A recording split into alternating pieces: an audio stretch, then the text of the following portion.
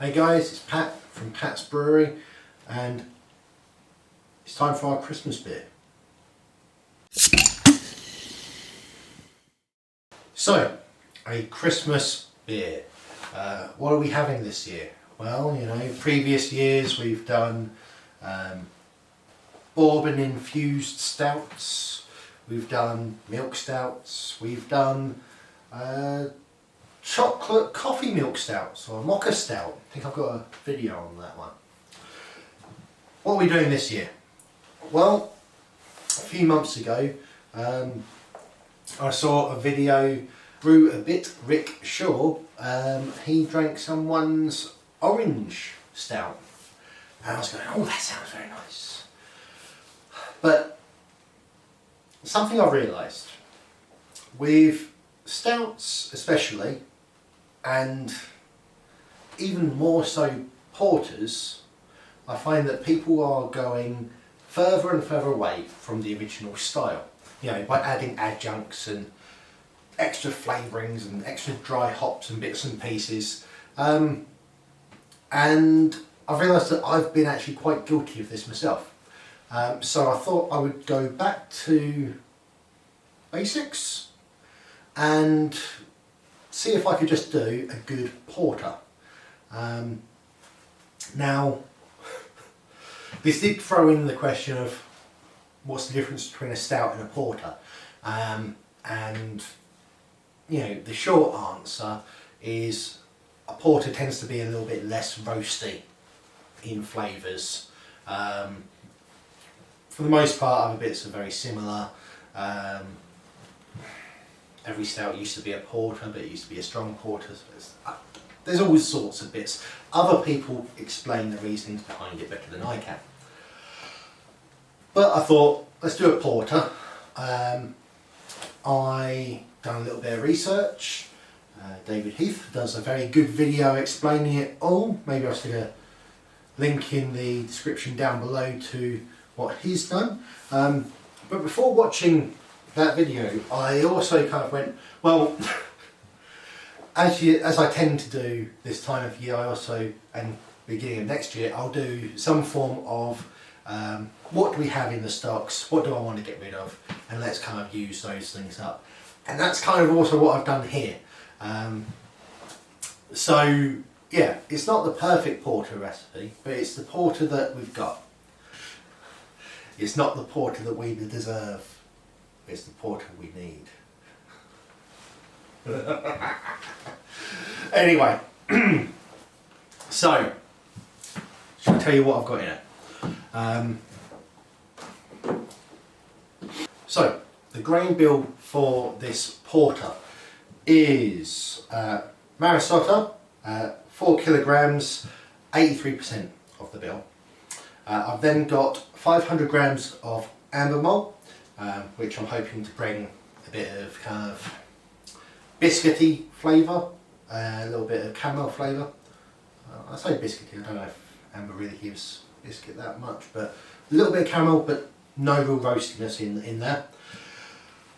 Chocolate malt, got to have a bit of chocolate malt, 287 grams of that, which is about 6%. Oh, the amber malt, that's about 10.4% of the bill.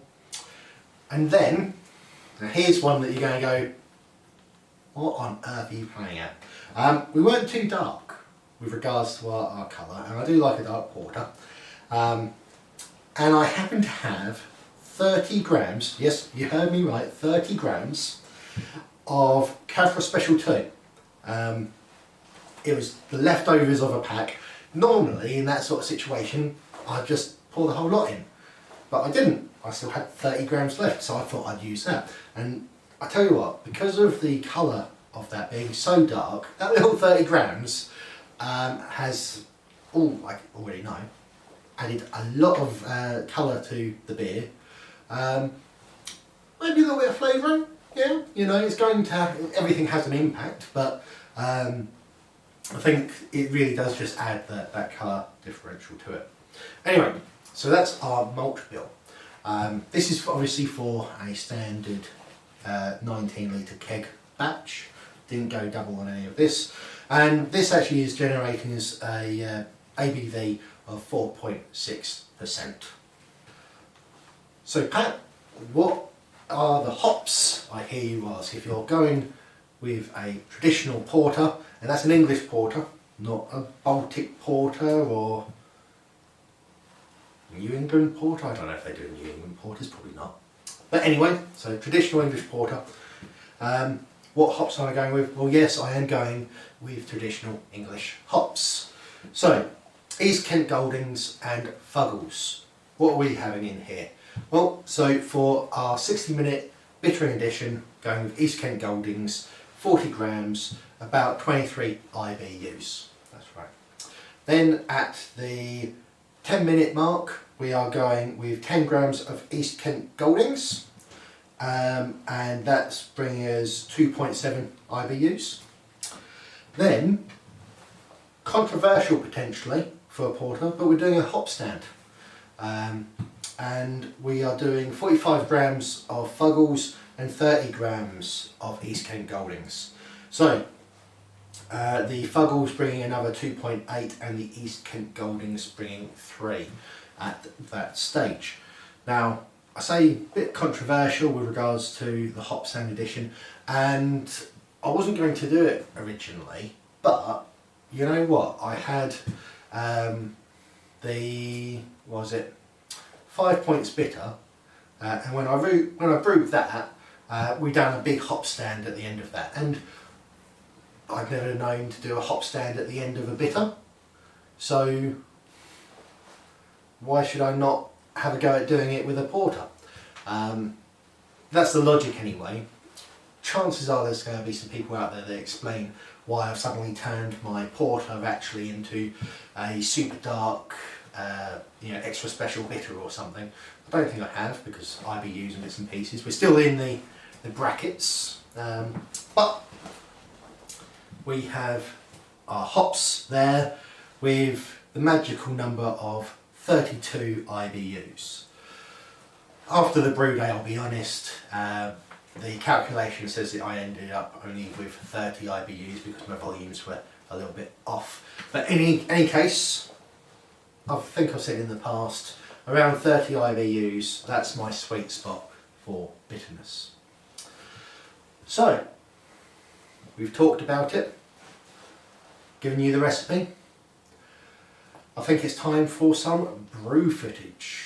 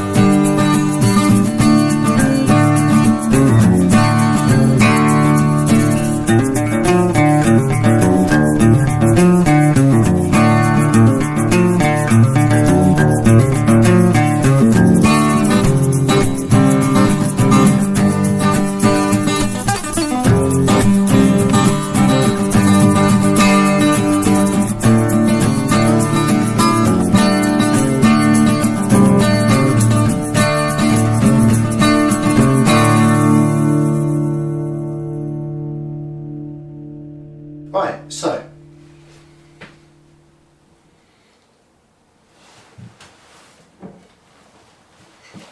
tankards at the ready.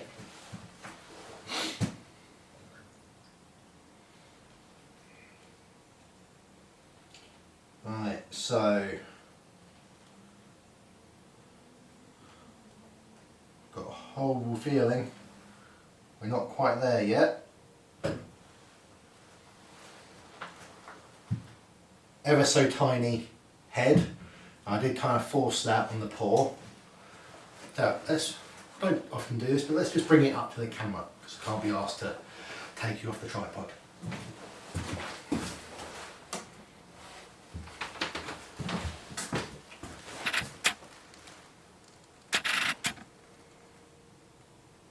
So there we have it. Black as your hat. We can see some carbonation in the glass, but it's not generated a head really.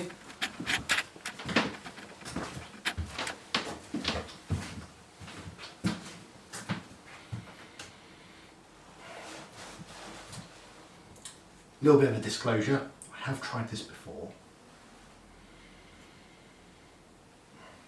Now I was a little bit concerned that it may have a little bit too much roast, which would maybe put it more in the stout category, but I think that's dropped off. So on the nose what I'm getting is maybe like a, so I am getting like a coffee, but it's not a high roast coffee. I'm also maybe getting what I class as a dark chocolate note.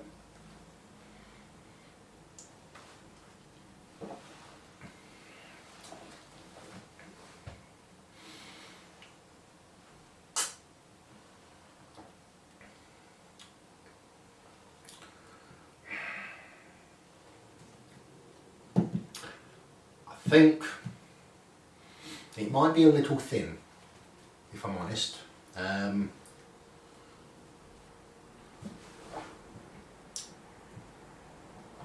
Could be a little thin. It's not bad. It's not bad, but I wouldn't say it's the best porter I've ever had. But I'll also be honest and say I don't drink porters that often.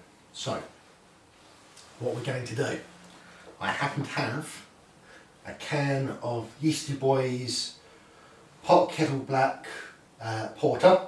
Now it is a South Pacific porter, not a British porter, but I figure this gives us a bit of an example as to what maybe I should have been hoping to achieve.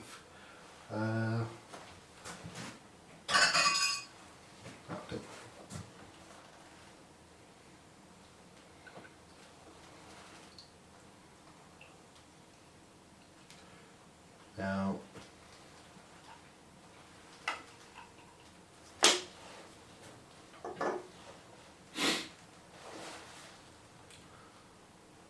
looking at this,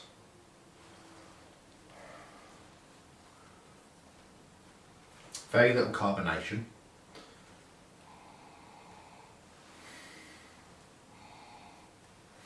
On the nose, not much to really call out.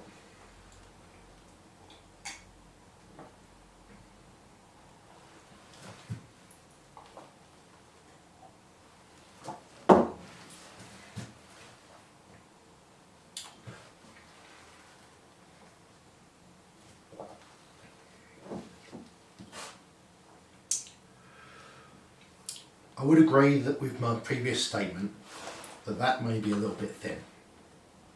I think it probably would have been better if I'd gone with a more full-bodied mash. Taste-wise, I'll be honest, I'm not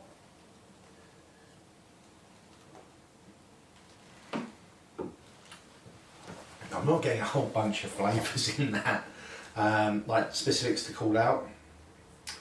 It says, you know, fresh hoppy rich, mind-bendingly delicious. I mean, it's nice, but I'm not calling out anything, you know.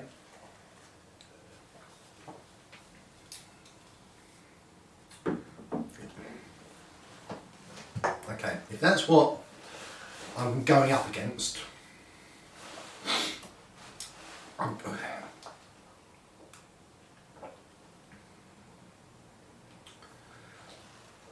the flavour wise I'm preferring this because, let's say, although, yeah, maybe it's got a little bit too much roastiness to it, so it's pushing on that porter stout boundary a little bit.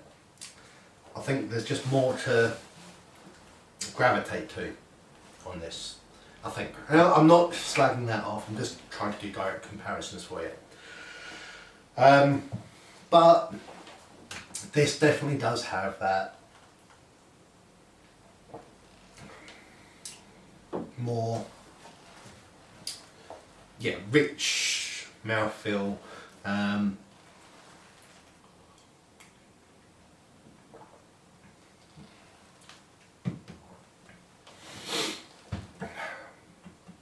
This was it. You know what? Let's leave the comparison there. What we're going to do is we'll push this video out as it is, and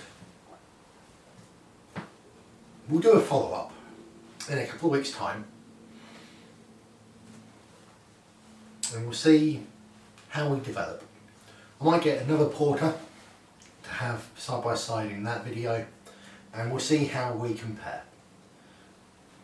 I don't think we're really in a position to give a final verdict on this beer. Hopefully it's good enough for our Christmas drinking. I dare say it will be. You know, no one's going to complain about a free beer, are they? That's all I'm saying. Until next time, guys, it's been Pat from Pat's Brewery. Merry Christmas. Cheers.